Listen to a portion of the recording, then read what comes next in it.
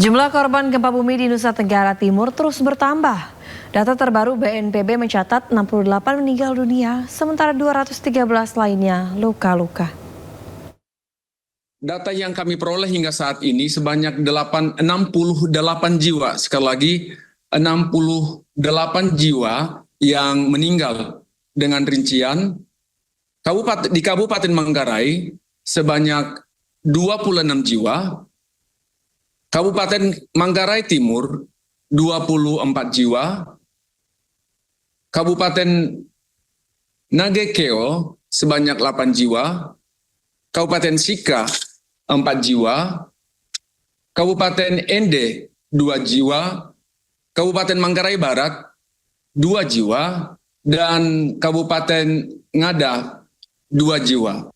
Sedangkan jumlah yang luka-luka saat ini ditemukan sebanyak 213 jiwa. Personel Polres Sika dan tim psikologi Polda NTT gelar trauma healing bagi korban gempa Nusa Tenggara Timur.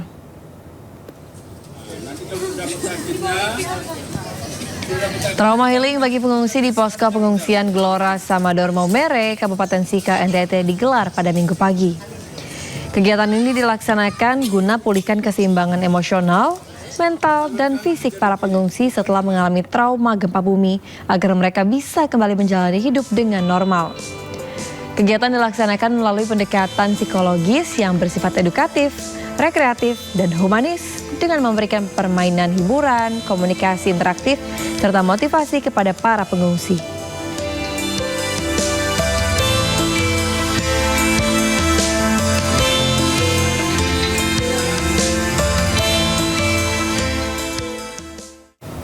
Pemerintah siapkan dana siap pakai 5 triliun rupiah untuk kebutuhan penanggulangan bencana di berbagai wilayah Indonesia. Terkait hal itu, Menkeu RI Purbaya ungkap anggaran dapat bertambah sesuai kebutuhan real di lapangan. Aduh, Mam, aduh.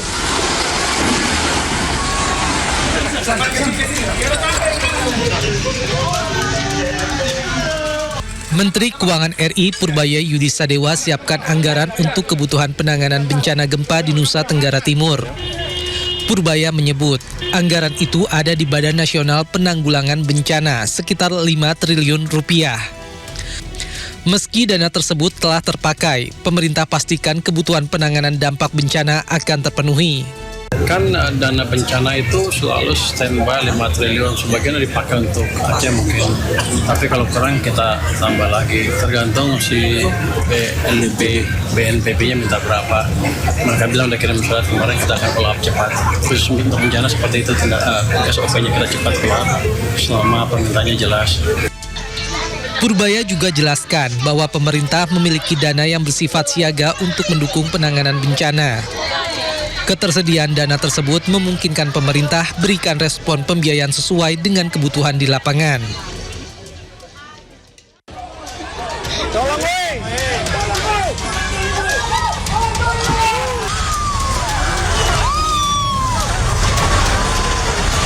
Meski masih berada dalam masa tanggap darurat, Kementerian Perumahan dan Kawasan Permukiman mulai siapkan pembangunan rumah bagi warga terdampak gempa bumi di Nusa Tenggara Timur. Menteri PKP Marwarar Sirait ungkap pemerintah akan membangun hunian tetap dan rencananya akan dimulai dalam waktu dekat. Ara pun tegaskan langkah mempercepat pembangunan rumah saat masa tanggap darurat bukan hal yang baru bagi pemerintah.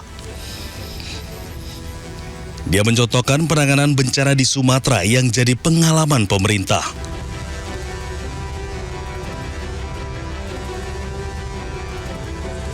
Sementara itu, Marwarar juga sebut pihaknya telah melakukan rapat koordinasi dengan sejumlah kementerian dan lembaga untuk membahas pembangunan huntap tersebut. Tak hanya itu, pihaknya juga sudah lakukan rapat internal bersama balai-balai di daerah beserta Gubernur NTT Emmanuel Melkiades Lakalena. Pemerintah mulai siapkan langkah pemulihan hunian bagi korban gempa Nusa Tenggara Timur. Meski masih dalam masa tanggap darurat bencana, rencananya pemerintah segera bangun hunian tetap.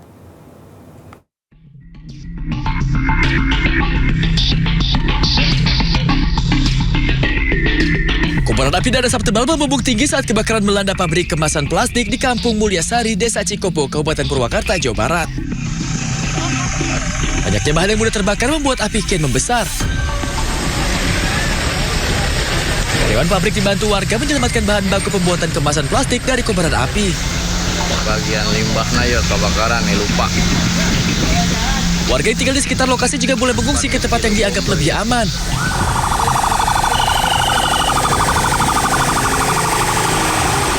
Api padam setelah petugas kerahkan 16 unit damkar ke lokasi. Belum diketahui penyebab kebakaran yang membakar limbah yang berada di bagian belakang perusahaan. Dari Purwakarta, Jawa Barat, Irwan Saputra, iNews melaporkan. Kebakaran melanda pabrik kemasan plastik di Purwakarta, Jawa Barat. Diduga api membakar limbah yang berada di bagian belakang pabrik.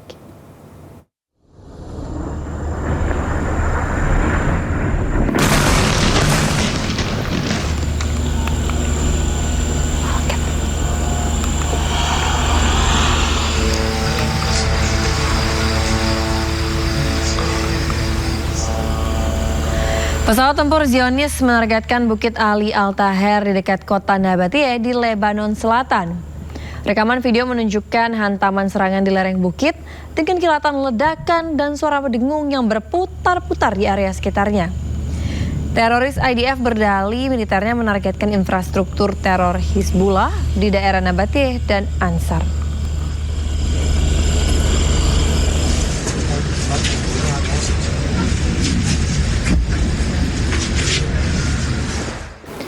Ratusan orang berduka atas korban tewas akibat serangan Israel di kota Ansar, Lebanon. Warga mengkritik Presiden Lebanon yang dinilai gagal melindungi warganya.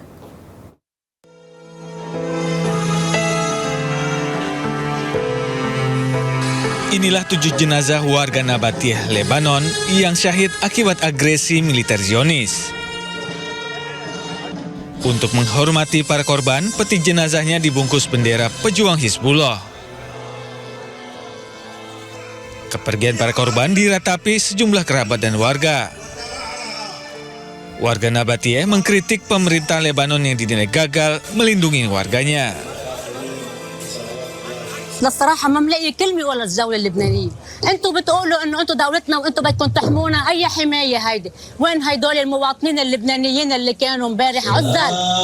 اغتالوهم، هيدا اغتيال ام وبين واطفالهم، وينك يا رئيس الجمهورية حضرتك؟ Jumlah korban syahid sejak agresi militer Zionis pada bulan Maret telah meningkat menjadi 4.346 orang tewas dan 12.301 orang terluka. Sementara itu, Presiden Lebanon Joseph Aoun hanya bisa mengutuk serangan Israel tanpa memberikan perlawanan. Sementara itu, pemirsa, utusan Amerika Serikat Jared Kushner bertemu Kepala Hamas Khalil Al-Hayya di El Alamein di Mesir.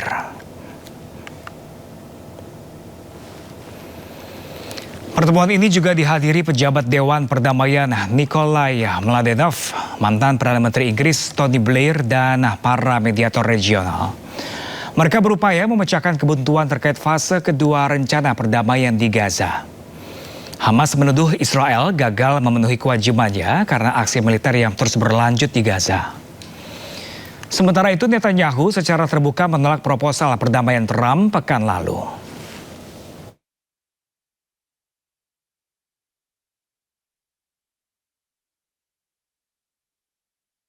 Ratusan aktivis pro-Palestina berunjuk rasa di Paris mendesak pemerintah Prancis untuk menekan penjajah Israel agar membebaskan dokter, petugas kesehatan, dan jurnalis Palestina yang diculik.